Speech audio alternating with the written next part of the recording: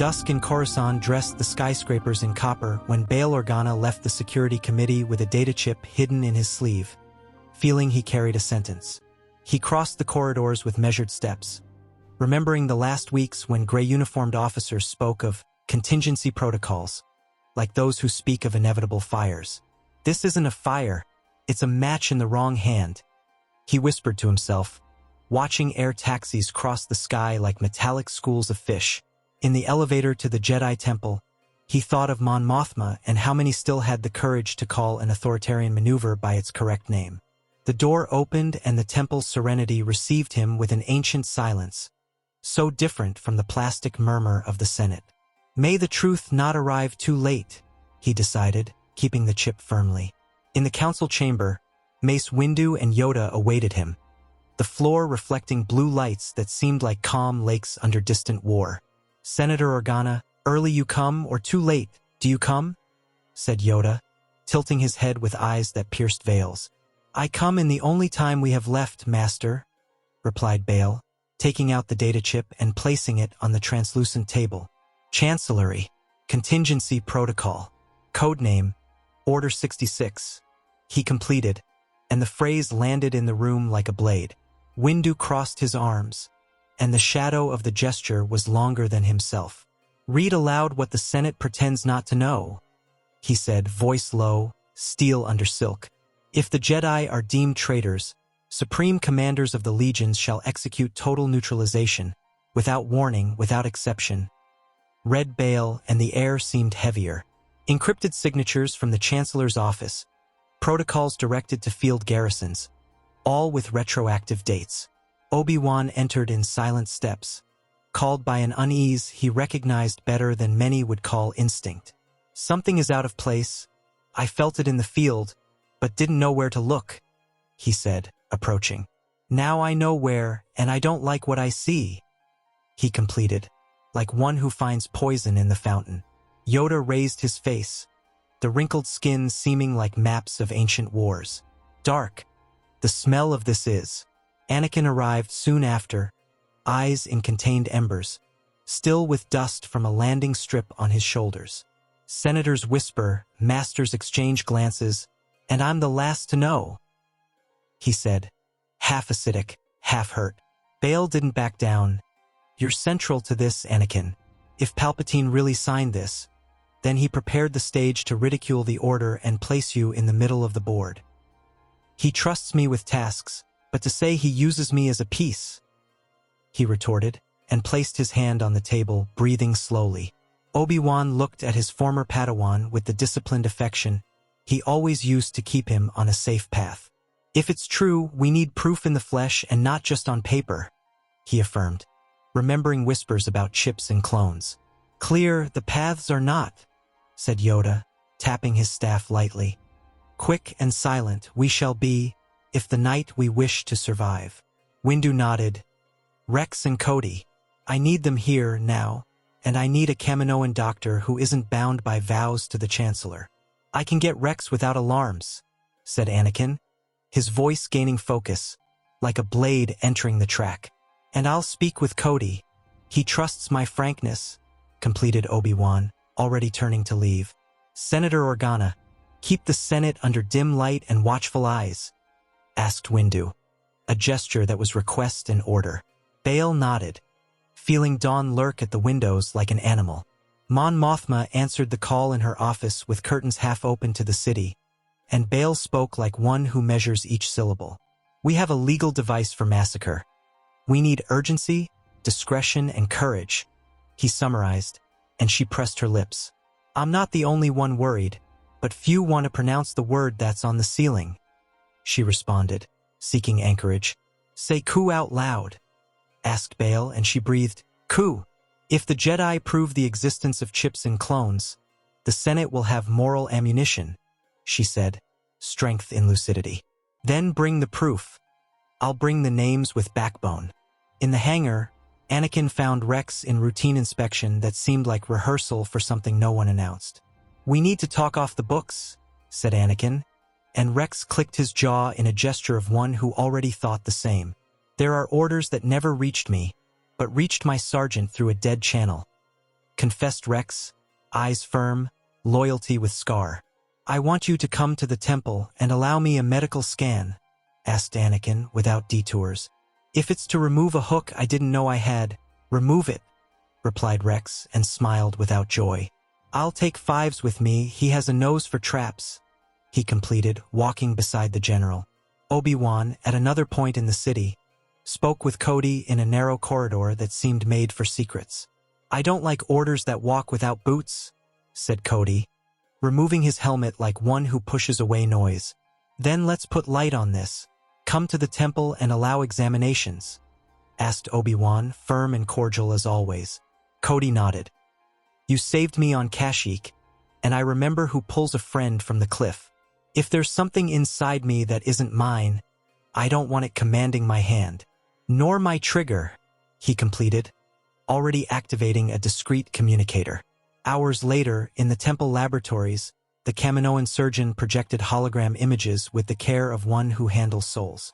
Infracranial microunit, adjacent to the limbic system, innate command protocol, she explained, while the masters observed in dangerous silence. It's a device to consolidate specific orders against defined targets. Removes hesitation, reinforces obedience, kills doubt. Rex closed his eyes for an instant and said, If they asked me to shoot Jedi, I'd feel two wills fighting inside the helmet. One will of mine and another that isn't mine. Now I know the name of the second, he concluded, looking at the hologram. Proof, then we have, said Yoda, eyes in calm flames.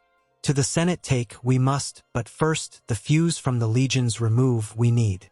Windu responded. Discrete surgeries in key units, recorded testimonies, and simultaneous political pronouncement with senator blocks. Bail completed. I'll get Mon Mothma, some independents and perhaps those who still respect the Constitution. Obi-Wan grabbed the communicator. I'll speak with Plo Koon and Ki-Adi-Mundi. We need to keep them away from battlefronts until we remove the chips. Anakin placed his hand on Rex's shoulder. You're not your chip. You never were. And if the man in the office believes he owns you, he'll discover he doesn't own our future.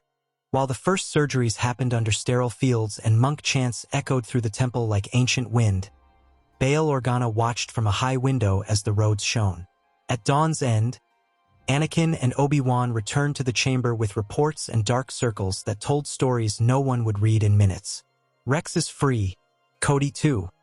We have holographic records, reports, testimonies, said Anakin, voice firm as iron in water. And we have a problem. If Palpatine perceives the movement, he'll anticipate the coup, warned Obi-Wan, sitting like one who still pilots a ship. Then the Senate needs to hear before he speaks, said Bail, adjusting his jacket like one who dons armor. And if it's necessary to name the enemy, I'll name him. Because the Republic is not a mask for tyrants. He completed, and no one disagreed. Name we must, but prove, first always, said Yoda, making a gesture that was blessing and order. Then prepare yourselves, masters. Today Coruscant will awaken with choice on the table. Windu adjusted his belt and looked at the city like one who reads a difficult text and chooses not to lay down his eyes. If the choice is fear, we'll face fear. If it's courage, we'll sustain courage. But we won't leave this room without a plan, he concluded, and the plan began to be born there, between ancient oaths and cold lights. The sun, upon rising, found men and women who had decided not to yield. The extraordinary session in the Senate was scheduled before lunch, but the city seemed already to be chewing rumors with coffee. Bail Organa walked with Mon Mothma through the corridor of founder statues, remembering that every statue is also a warning. When it's all over, they'll say we were reckless, she said, without fear of the correct label. If it all ends with dignity, we'll say we were necessary, replied Bail, and the two exchanged a look of steel. The day's agenda was empty, and that was exactly what Palpatine hated. Voids where light enters. May the light enter before his speech, asked Bail, and the bell rang. In the temple, while surgical droids worked, Obi-Wan kept an open line with Plo Koon. Don't take off yet. We need to validate clinical reports and consolidate loyal units, he said, Effort of one who learned to win battles by avoiding those he doesn't need to fight. Plo Koon responded with the serenity that was his mark. There are storms one sees by the pattern of waves. I trust you. Ki-Adi-Mundi added himself to the call with the urgency of one who had patrols on the outer rim. The Legion's question less. This always worried me. Now I know why, he completed, accepting the strategic delay. When the soldier's mind returns to being his, the Republic returns to being ours, said Obi-Wan, almost in a whisper. Anakin guided Rex to the laboratory, and the two talked in the white corridor where steps echoed like heartbeats. If I had received the order, I would obey because I thought it was right, said Rex, voice clean of shame. It wasn't you. It was an embedded knife, replied Anakin, remembering children he'd trained at the temple. Fives noticed patterns before, and I didn't even listen properly, confessed Rex, squeezing the visor on his arm. Now he'll be glad to know I finally connected the dots. He tried to smile. Tell him he saved you without knowing, said Anakin, and the two continued forward. In the Senate, Bail climbed to the tribune when there were still empty chairs. It was better this way. Colleagues, I bring a denunciation that doesn't fit in metaphors. He began, and the image of the chips appeared in hologram, enlarged and raw. Units implanted in clones, linked to a protocol called Order 66, destined for total neutralization of the Jedi under fabricated accusation. Mon Mothma, beside him, added, We have independent reports, removal records, commander testimonies. Rex appeared in image, voice firm. I didn't sign this in my head, and my loyalty is no one's poison. Cody added, A flag that commands killing friends isn't a flag. It's cloth over iron. The murmur crossed the galleries like a wave lifting sand from the sea floor. And the Chancellor's office signed the channels through which this was distributed, said Bail, and the word office seemed to bend the air.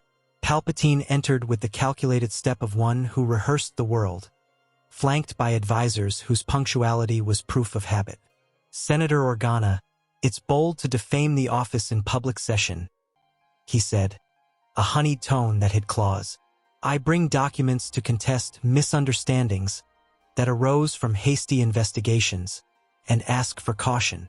Bail didn't yield. Ask caution of the chips. They were cautious enough to hide in our soldiers' heads. Ask caution of orders that didn't pass through us. Ask caution of history which has long memory, he returned, and the plenary held its breath. In the temple, Windu accompanied the surgeries like a general who reads maps with blood and pencil. How many key units can we free before sunset? He asked the team, and the answer came in numbers that were also lives. 27 commanders with authority over 9 fronts. Sufficient to sabotage a massacre on total scale, replied the doctor. Then keep channels closed, protocols only by living messengers. Nothing with signals easy to track, ordered Windu, distrusting every shadow. Yoda, beside him, murmured, Ears the walls have, eyes the shadows have. But in the heart, light we keep, he concluded, and the team continued without raising voices. Obi-Wan brought R2-D2 to scan field transmitters that seemed too innocent for this era. You always end up interfering when things get too formal, he said, and the droid beeped like one who agrees with pride. Search for masked subchannels, especially instructions with Kaminoan encryption stacked over office protocols. He guided, quick fingers. R2-D2 projected code lines like constellations, and Obi-Wan found triggers that activated signals only when keywords appeared.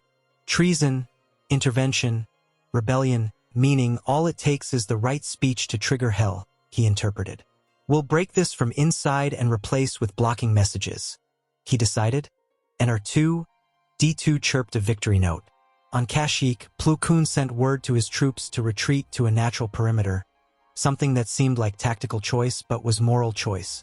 If they say it's fear, say it's prudence. If they say it's desertion, say it's preservation of mind, he instructed, and the soldiers nodded. Ki-Adi-Mundi, on a different edge, had patrols dismantle antennas that, strangely, had problems. No false reports, just maintenance with right timing, he said, and the smile was brief. On the other side, A cell of clones whispered about headaches that disappeared after maintenance. When the mind breathed, the field breathed with it. Bail retook the tribune firmly after Palpatine presented graphs that tried to paint chips as safety redundancies. Redundancy against whom? Chancellor? Against votes? Against dissent? Against the old stubbornness that sustains republics? He asked, and the project's light reflected in many eyes. Palpatine tilted his chin. Against separatist chaos that killed entire worlds. Don't come teach me to save lives. Mon Mothma countered. Saving lives isn't done with invisible triggers under the skull of enlisted citizens. That's removing their citizenship. And if you remove citizenship from one, you begin to remove it from all, completed Bail, remembering why that building was erected. The murmur grew, and some senators looked at each other like those who awaken from a timid dream. In the temple, Anakin watched the end of Rex's surgery with attention that mixed guilt and joy. "How do you feel?" he asked, while the commander blinked under soft light. "Like someone stopped shouting inside my head," said Rex, voice clean. "General, if they order me to shoot you, I'll ask who's ordering, and if it's the monster from before, I'll tell him to shut up." Anakin laughed the right way, relief with commitment. "Let's transform your testimony into ironclad," he decided, calling a recorder. Amid the tense session, Palpatine received a note and burned it with a subtle touch, the gesture almost invisible. "If you want proof, Senator, allow me to summon Kaminoan specialists trusted by my office," he suggested, sweet as a trap. Bail smiled sideways. "We prefer specialists who answer to the Republic, not to an office. And we already have them, with reports and recordings," he completed, signaling for the holograms to jump to the Kaminoans' testimonies. The audience saw, heard, and for an instant doubt lost muscle. Palpatine didn't blink, but a muscle in his jaw traced a new path. At the end of the afternoon, Windu gathered Obi-Wan, Anakin, and Yoda for the missing piece. If he perceives he no longer has the fuse, he'll try to light the bonfire with speech and decree, he assessed, resting his hands. "We need to appear at the office, demand formal revocation of protocols, and present the reports. If he refuses, we arrest," he said with his usual frankness. "High risk it is," warned Yoda. "But flee we cannot. When the road to the abyss opens beside us." Obi-Wan nodded. "We'll go, the three of us. Fewer men call fewer eyes." Anakin looked at the city and found his decision. "If it's truth against my old confidant, I choose truth." At the communications base, R2, D2, and Jedi technicians sealed the subchannels that would activate the massacre, replacing them with messages that returned silence to the void. "If someone tries to activate the hidden command, they'll receive echo," explained the engineer, sweating from the effort. "And if they insist, the echo will turn into noise that shuts down the terminal itself," he completed, with a half-smile of one who won an arm wrestle. Yoda appeared at the door and said, "Good. This is silence to the tyrant's shout you gave. Grateful we are," he concluded, and the team exchanged looks that were promises. Night fell on Coruscant with the feeling that, for the first time in a long time, someone had anticipated the darkness. The Jedi delegation walked through the red corridor of the office, and the Sentinels observed with a mixture of deference and ancient tension. Windu led with the posture of one who doesn't need to raise his voice to be authority. Obi-Wan scanned the walls with eyes that mapped routes. Anakin held matches and water at the same time. "Last chance for peaceful agreement," said Windu before the door opened with the whisper of expensive gears. Palpatine received them alone, as he always did when he wanted to show the world fit in his palm. "What an honor to receive the order in force. To what do I owe the unannounced visit?" he asked, smile that seemed to have too many teeth. Obi-Wan took the front. "To a revocation and a clarification." "Revocation?" Palpatine raised his eyebrow with studied surprise. "Of what?" "Of Order 66 and the command protocols over the hidden chips in our soldiers," said Windu, placing the datapad on the table with the precision of a seal. Anakin completed.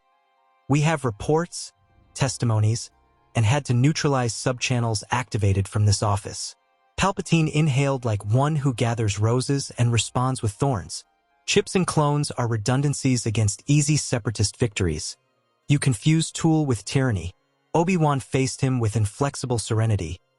Redundancy that erases free will isn't a tool, it's a chain. Break the chains, Chancellor, he concluded, and the silence was a stage.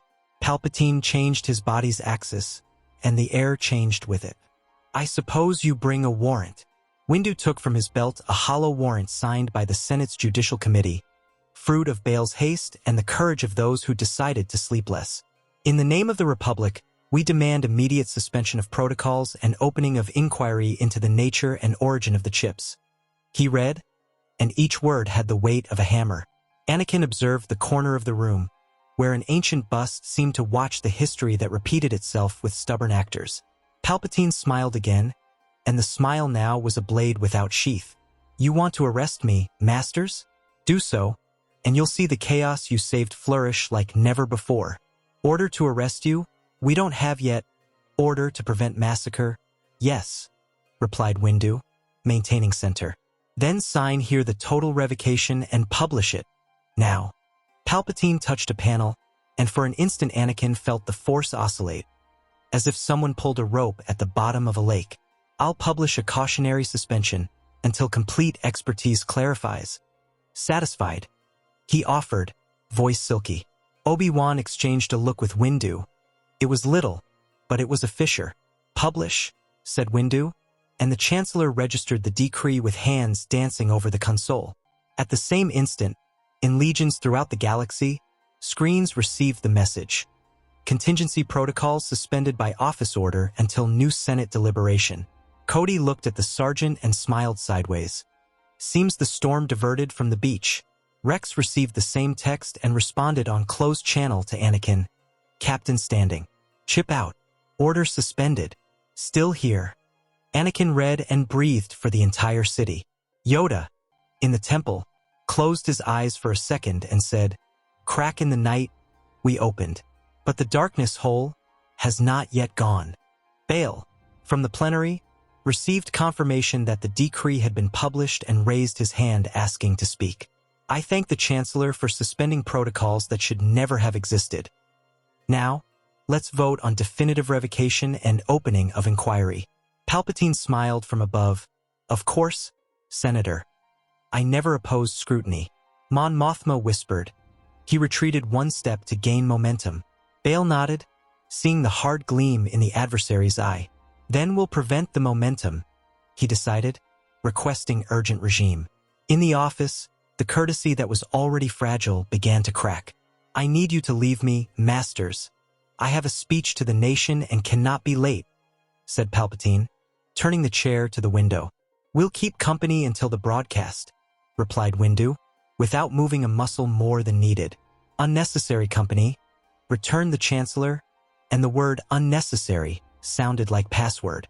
Obi-Wan noticed a gleam in the baseboards, something that wasn't decoration. R2-D2, on the other side of the city, detected an attempt to reactivate the subchannels. We're being tested, he murmured, and Anakin had already understood what would come. Side doors opened and red guards emerged like scarlet tide, energy lances erect like cathedral columns. My protectors won't harm guests, unless my guests try to chain me, said Palpatine, and the final syllable seemed like burnt sugar. Windu took half a step forward. If the Republic needs protectors, it has them. We're here. Anakin spoke lower, but the voice crossed the room. Give the order to lower weapons. Or say now what you intend. Palpatine raised his hand and closed his fingers, and the guards lowered 1 centimeter. Only 1. To the Senate return, we must, suggested Yoda through the communicator. Wise in the timing of retreat. With law, we'll win. With saber, lose we might. Windu considered for a second that hurt more than a cut. This time, the Master is right, he said, and turned to Palpatine. We thank the suspension. We'll return with the vote. Obi-Wan reached the door sensor and opened it with a contained gesture, eyes still scanning the walls. Anakin faced the Chancellor for one last instant, searching for the friend he once believed he saw there. If you're on the Republic side, you'll have nothing to fear from the vote, he said, and left. When the doors closed, Palpatine was left alone with the echo of a smile the room had already learned to fear. Senator Organa wants votes. We'll give him a spectacle. He looked at the console and murmured words that activated other words in distant places, not as silent as he imagined. But the sub-channels were blind, and the echo returned to him. Then we'll do it with the old tactic. Fear in prime time, he decided, calling the speechwriter. The night in Coruscant wouldn't be one of sleep. The Senate Square filled like a glass amphitheater, holograms hovering, entire families leaning on parapets like those who await rain after drought. Bail Organa spoke quickly with Mon Mothma backstage. If he goes for fear, we respond with testimony and report, no insults. And if he comes with direct attack on the Jedi, she asked. I'll say I'm proud to be their ally, he affirmed, like one who chooses sides with full voice. The broadcast began, and the Chancellor's face appeared, tired in a rehearsed way. Citizens, a cloud has risen over us, he announced, and the word cloud had thunder. Palpatine spoke of lost planets, of broken homes, of children orphaned by war's fire. Then he spoke of radical elements who confused duty with power, and the camera cut showed the Jedi Temple in the background. A coincidence that wasn't coincidence. Some wish to disarm mechanisms that protect us from chaos. He continued, and the audience oscillated like sea under two winds. Bail felt the blow and asked for the word for the next block.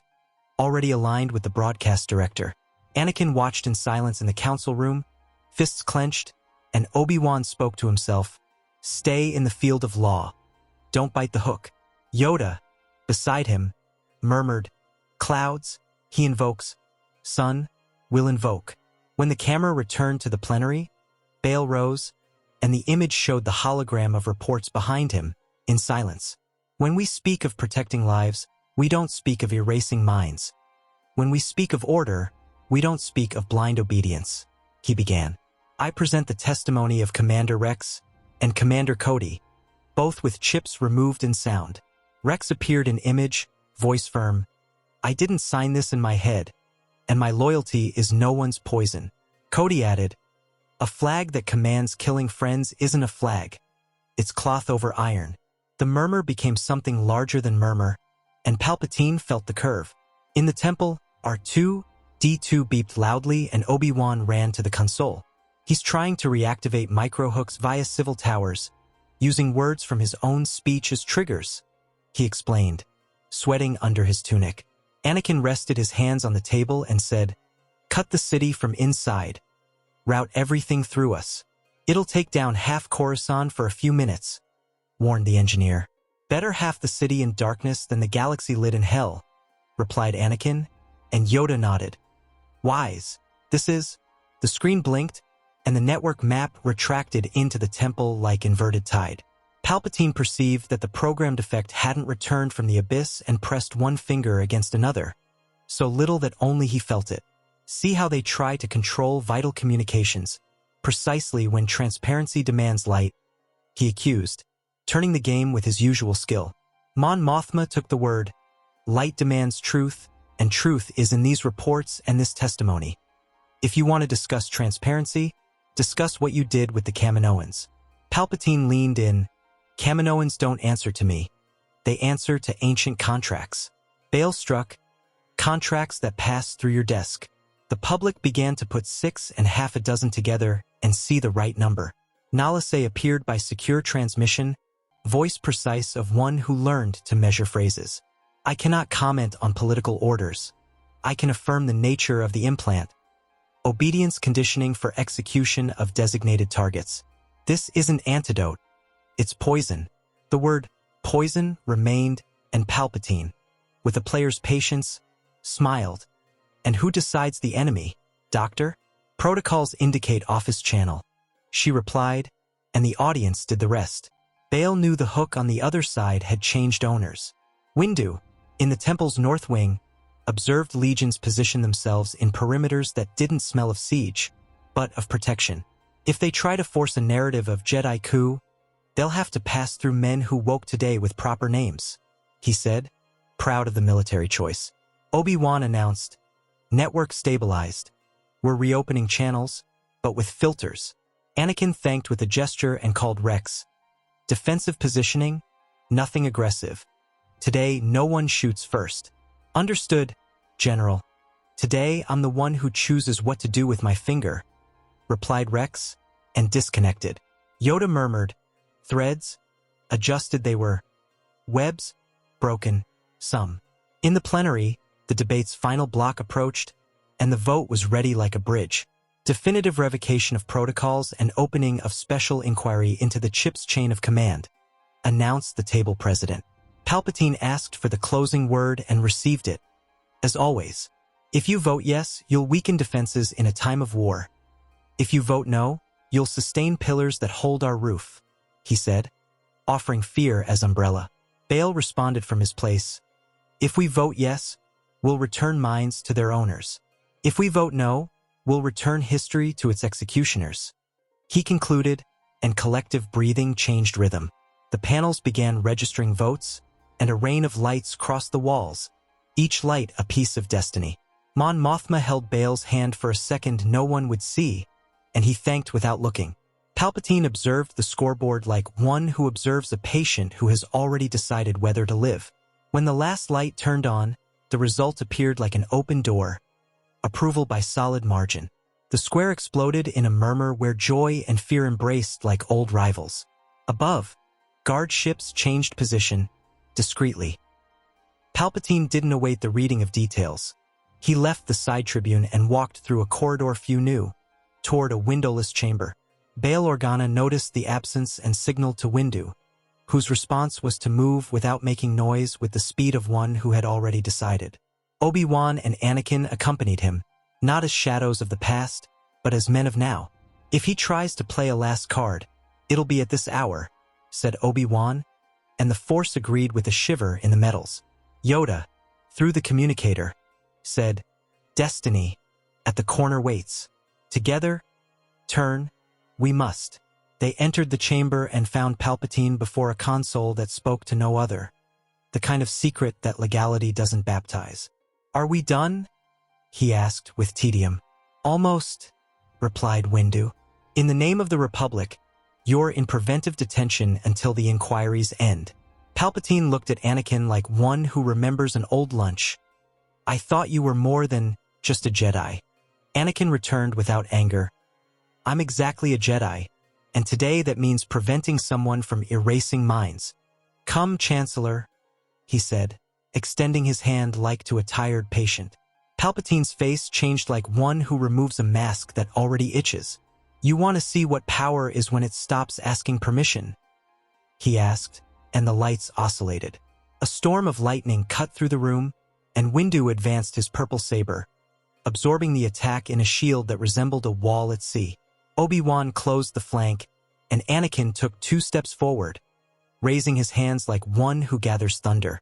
Not today, he said, and the electricity curved to the gesture, ricocheting off the ceiling in flashes.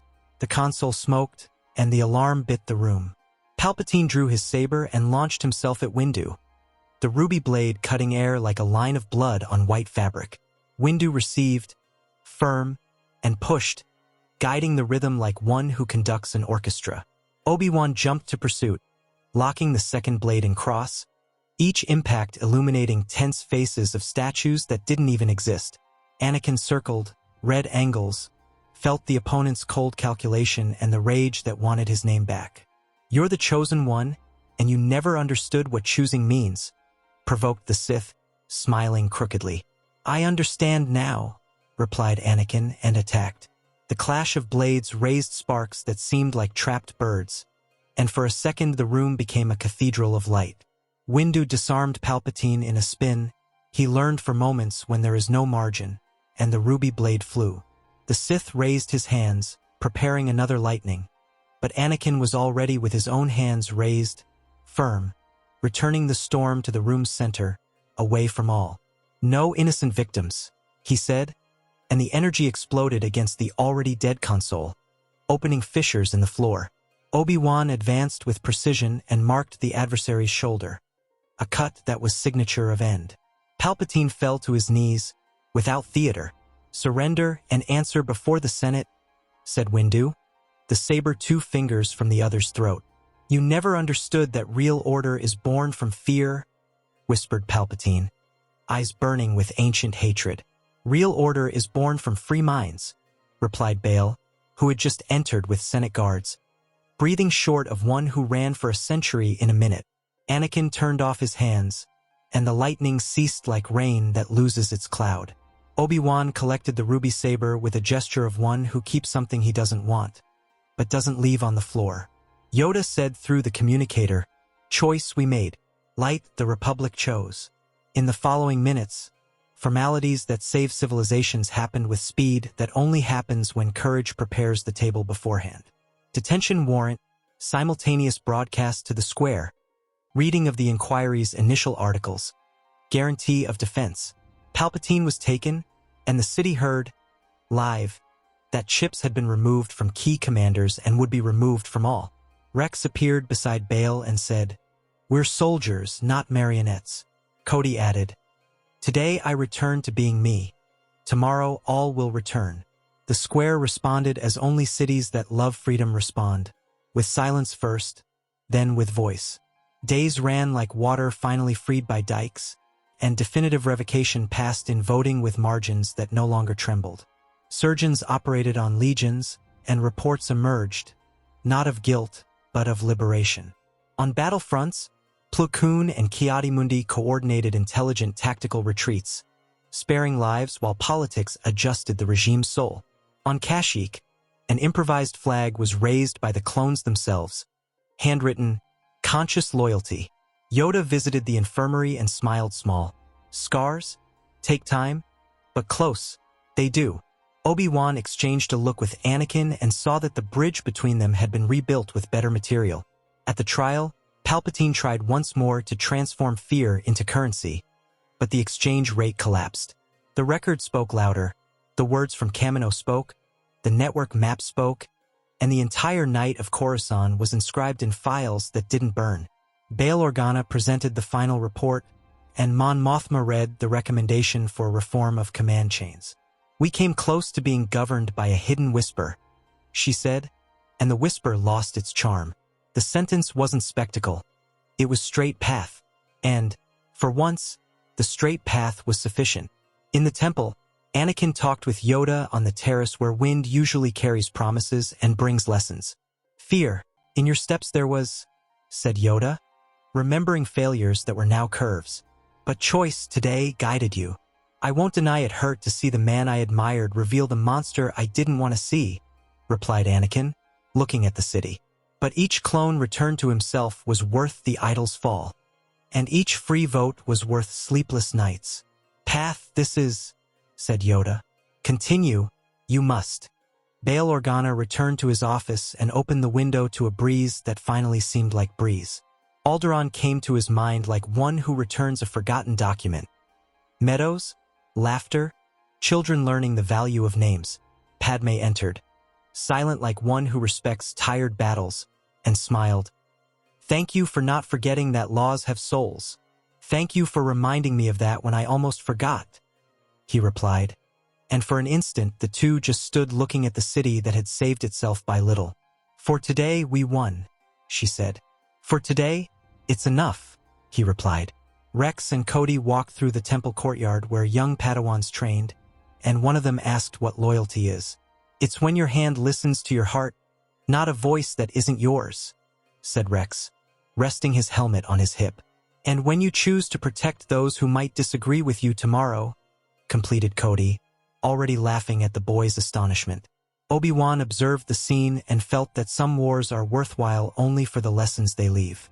Anakin, beside him, thought that the Force sometimes whispers instead of shouting. This time, he listened. On the last night before the restart, Yoda walked alone through the silent corridors and rested his staff on the floor lightly. Heavy the history was. Light, tomorrow can be, if learn we know how. He looked at the statue of an ancient master and smiled small, like one who converses with gentle ghosts. Guide, not command. The order must serve, not fear. And the city slept without any secret word, only with open promises. Coruscant, at last, breathed as Republic again.